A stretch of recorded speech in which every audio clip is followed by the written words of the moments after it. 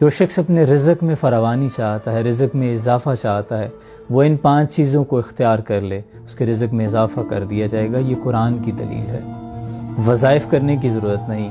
Number 1، تقوی اختیار کرے، اللہ کے حکم کو بجا لائے، دین کے مطابق زندگی گزارے، اللہ اس کے رزق میں اضافہ فرما دے گا۔ دوسری چیز، استغفار کیا کرے کثرت سے، اپنے گناہوں پر نادم رہا کرے۔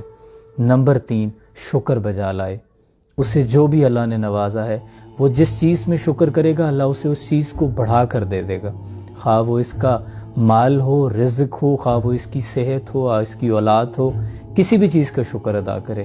چوتھی چیز ہے صدقہ، خیرات کرے۔ اللہ فرماتا ہے کون ہے جو مجھے قرض حسنہ دے، میں اسے بڑھا کے واپس کروں۔